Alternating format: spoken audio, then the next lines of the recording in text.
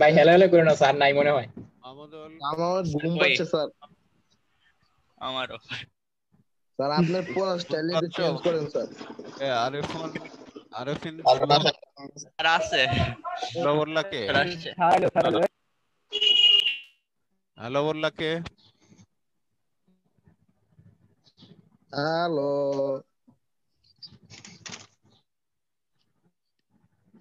Hello. যাই হোক, এতক্ষণ যেটা আলোচনা করলাম, এখান থেকে কোনো প্রশ্ন আসছে বলো? প্রশ্ন যদি থাকে বলো।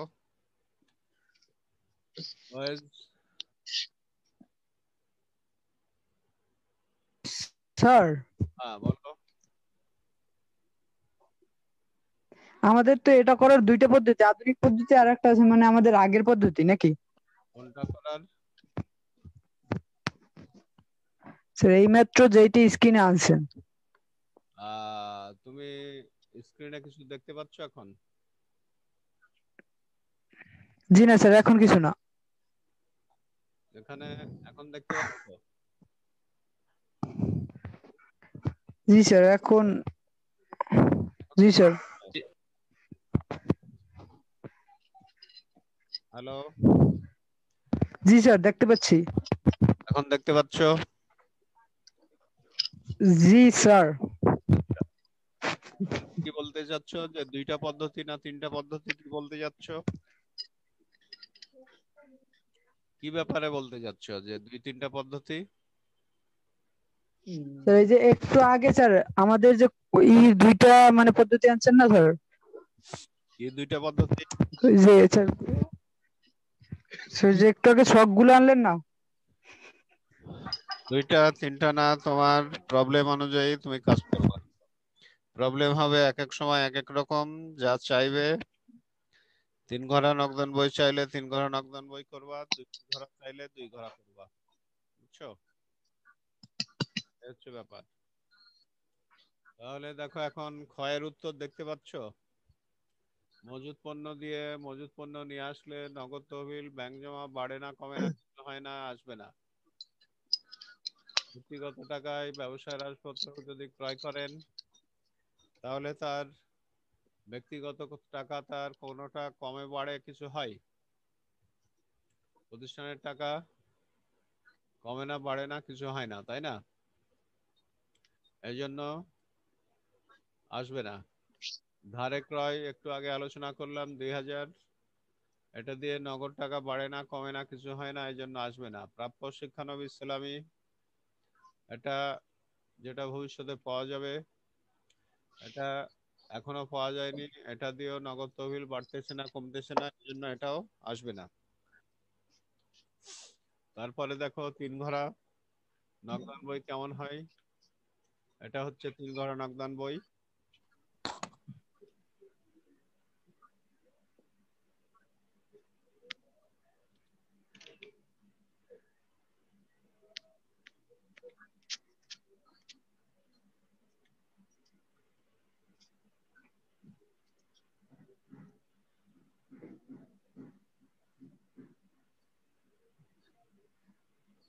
Sir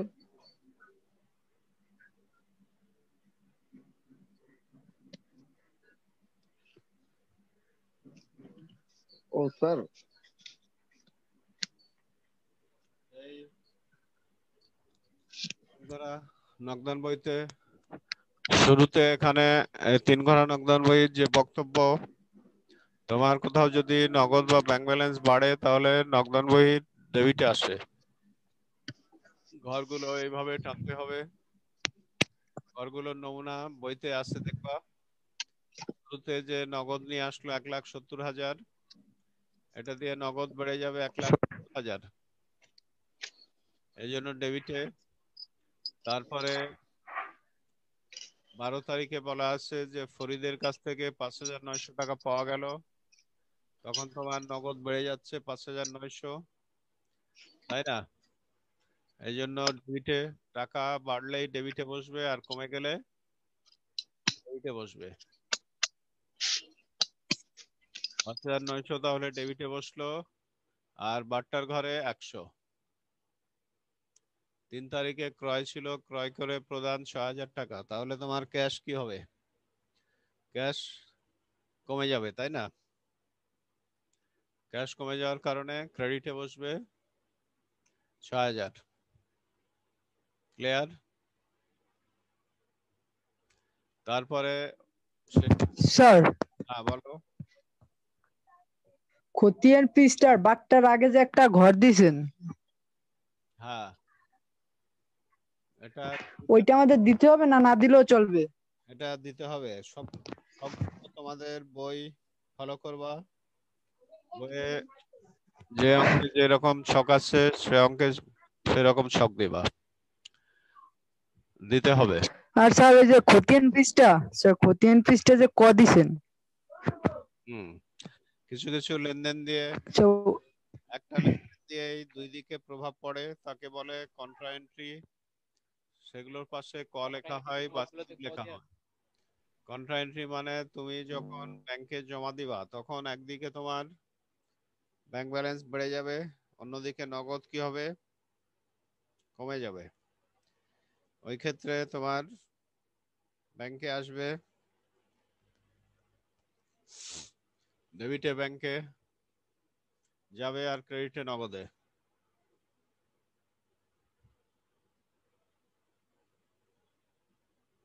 clear? স্যার আবার যদি একটু বলতেন।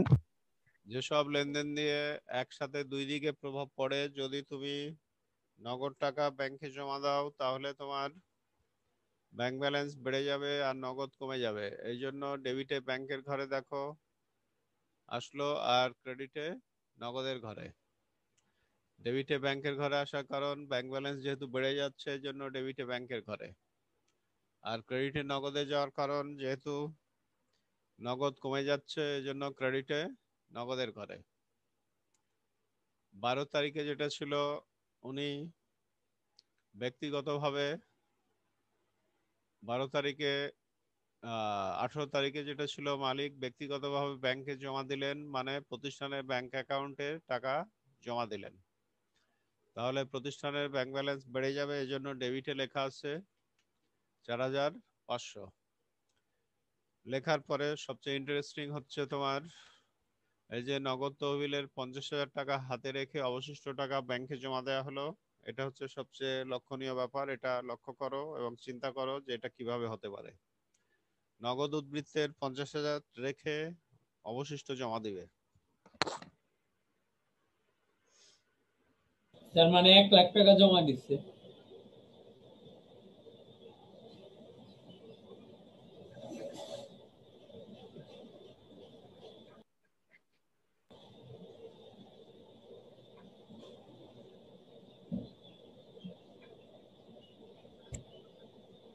এটা জমা দিলে তোমার তার আগের সব লেনদেন থেকে হাতে নগদ কত এটা বের করা লাগবে।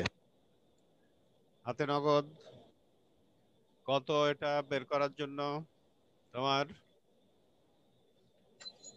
ডেবিটে নগদের ঘর থেকে এই 1,19,900 টাকার পূর্বে যে ডেবিটে নগদের ঘরে আছে 1,70,500, 70,000 আর 5,900, এটা ক্যালকুলেটরে রাফে যোগ করতে হবে। যোগ করে এখান থেকে ক্রেডিটে 6,000 টাকা আগে বাদ দিতে হবে। যদি বাদ দাও তখন তোমার চলে আসবে হচ্ছে 1,69,900 টাকা আসবে। 1,69,900 টাকা আসলো। এখন এই 1,69,900 টাকা থেকে তুমি 50,000 টাকা ছাড়া অবশিষ্ট টাকা ব্যাংকে জমা দিবে। তাহলে কত জমা দিবে? 50,000 ছাড়া, তার মানে 50,000 টাকা মাইনাস হবে। 50,000 টাকা মাইনাস করে জমা দিবা। ক্লিয়ার? 50,000 টাকা মাইনাস করে জমা দিতে হবে, এটাই খেয়াল রাখবা। 50,000 টাকা মাইনাস করে জমা দিতে হবে। আরেক হ্যাঁ, বললে ভালো হয় স্যার। 50,000 টাকা তোমার মাথায় মোর মাথায় স্যার কিছু ঢুকে নাই স্যার। বলো কি? হ্যালো, স্যার মোর মাথায় স্যার কিছু ঢুকে নাই, যদি স্যার আরেকবার রিপিট করা যেত তাইলে ভালোই তো স্যার। কোনটা? জি স্যার, এই যে জমা দিমু স্যার এই জিনিসটা স্যার। ও, এটা করার জন্য তোমার সারাদিন পরে কত আছে কিভাবে বের করবা? তোমার যা যা পেয়েছো মানে 1,70,000 আর 5,900 যোগ করে 6,000 তুমি প্রদান করেছো, এটা মাইনাস করলেই তোমার হাতে কত আছে এটা বের হচ্ছে। রাফে এটা এই কাজটা করা লাগবে। করলে তখন তোমার আসবে 1,69,900 টাকা। মনে রাখো এই টাকা এখন এই 1,69,900 থেকে 50,000 ছাড়া বাকি টাকা তুমি কি করবা? ব্যাংকে জমা দিবা। 50,000 ছাড়া বাকি টাকা ব্যাংকে জমা দিবা। তাহলে 50,000 মাইনাস করবা ওই 1,69,900 থেকে 50,000 মাইনাস করলে আসবে 1,19,900 টাকা। এটা 900। জমা দিবা। জমা দিলে তোমার কি হবে? ব্যাংক ব্যালেন্স বেড়ে যাবে। এজন্য ডেবিটে ব্যাংকের ঘরে লিখলাম।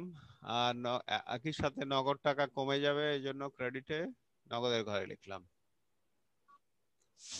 যদি নগদ টাকা ব্যাংক ব্যালেন্স বাড়ে তাহলে ডেবিটের দিকে যাই। এই পর্যন্ত ডেবিট ঘর, এই ব্যাংক পর্যন্ত ডেবিট ঘর। আর যদি টাকা কমে যায় তাহলে ক্রেডিট ঘরে যাবে। ব্যাংকে জমা দিলে যেহেতু নগদ কমে যাচ্ছে এই জন্য ক্রেডিটে 1,19,900।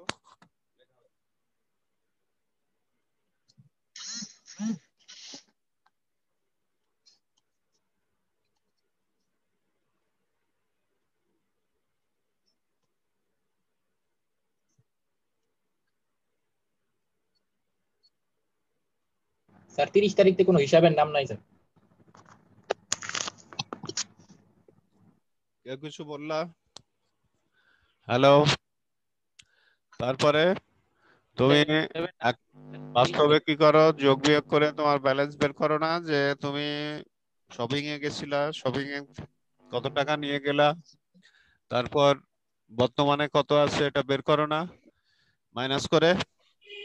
ঠিক তেমন এখানে তুমি ডেবিটে নগদের ঘর থেকে ক্রেডিটে নগদের ঘর মাইনাস করে তোমার ব্যালেন্স চলে আসতেছে 50,000। এখানে প্রথমে যোগফল নির্ণয় করতে হবে। 1,70,000 আর 5,900 যোগ করে হবে 1,75,900। আর ব্যাংকের ঘরের দিকে দুইটা ডেবিট যোগ করে হয়ে যাচ্ছে কত? 1,24,400। এই টাকায় আবার ক্রেডিটে লিখতে হচ্ছে। লিখে এই 1,75,900 থেকে একটা প্রশ্ন ছিল স্যার। উপরের 6,000 আর 1,19,900 মাইনাস করলে তোমার ব্যালেন্স হয়ে যাচ্ছে 50,000 টাকা। ব্যালেন্স হয়ে যাচ্ছে একটা প্রশ্ন 50,000। ছিল। আর ব্যাংকের ঘরে যেহেতু উপরে কোনো কিছু নাই, তার মানে ব্যাংক ব্যালেন্স 1,24,400 হচ্ছে। উপরে কিছু না থাকার ফলে 0 টাকা মাইনাস হচ্ছে, দিয়ে ব্যাংক ব্যালেন্স হয়ে যাচ্ছে 1,24,400 টাকা হয়ে যাচ্ছে। এখন আর কার কি প্রশ্ন আছে বলো বয়েজ? স্যার আমার একটা প্রশ্ন ছিল স্যার। বলো। স্যার ডেবিট সাইটে স্যার 30 তারিখে স্যার কোনো হিসাবের নাম নাই স্যার। ডেবিট সাইডে না, 30 তারিখে মূলত এই নগদানের যে টাকা আছে না, এই নগদানের টাকাটা একটু নিচে নামবে। নগদান মূলত এটা নগদান বোঝাচ্ছে। নগদানের যে টাকা আছে এখানে স্ক্রিনে কিছু দেখতে পাচ্ছ? জি স্যার। দেখতে পাচ্ছ? লেখাটা উপরে উঠে গেছে স্যার। হ্যাঁ, লেখাটা একটু উপরে আছে, একটু নিচে হবে। ক্লিয়ার? জি স্যার বুঝছি। এবার বলো আর কার কি প্রশ্ন আসছে বলো।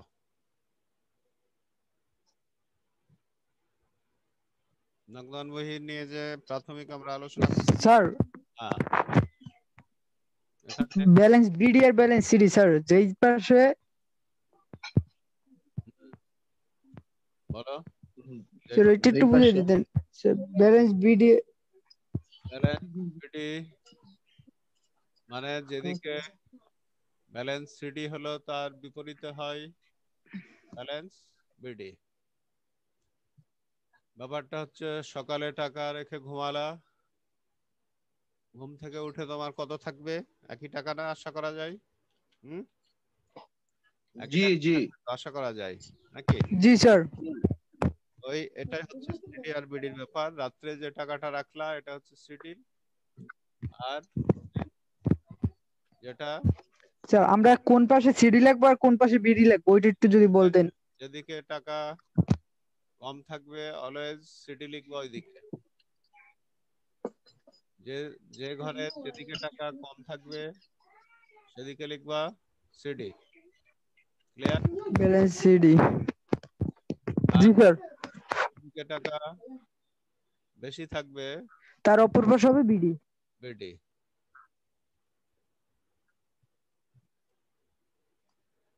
আর কার কি প্রশ্ন আছে বলো বয়েজ?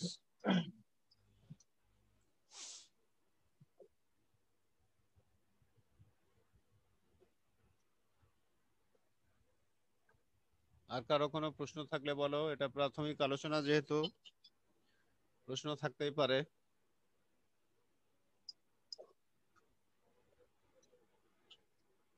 আর কারো কোনো কোশ্চেন আছে? হ্যালো,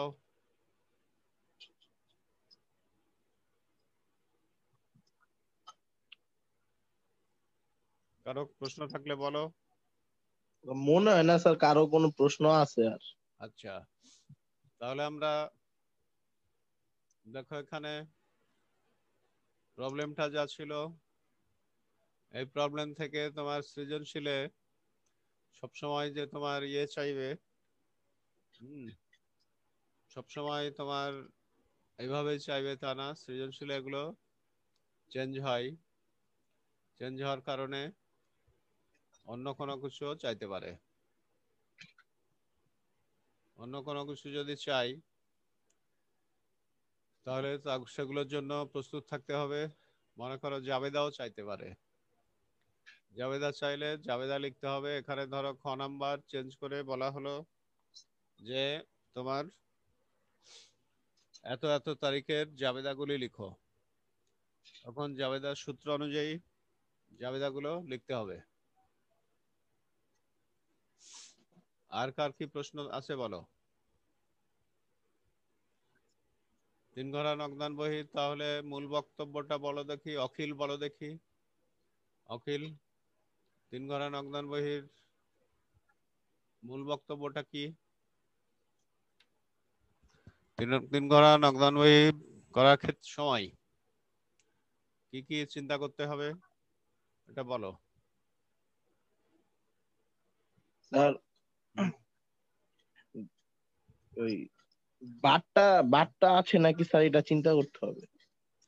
বারটা মূল বিষয় না, মূল বিষয় হচ্ছে তোমার টাকা বাড়লেই ডেবিটে বসবে, যেগুলো দিয়ে টাকা বাড়বে সেগুলো ডেবিটে যাবে, আর যেগুলো দিয়ে তোমার টাকা কমে যাবে সেগুলো ক্রেডিট। ক্রেডিটে যাবে স্যার। তুমি ধারে বিক্রি করলা, তাহলে তোমার টাকা বাড়বে কমবে কিছু হবে?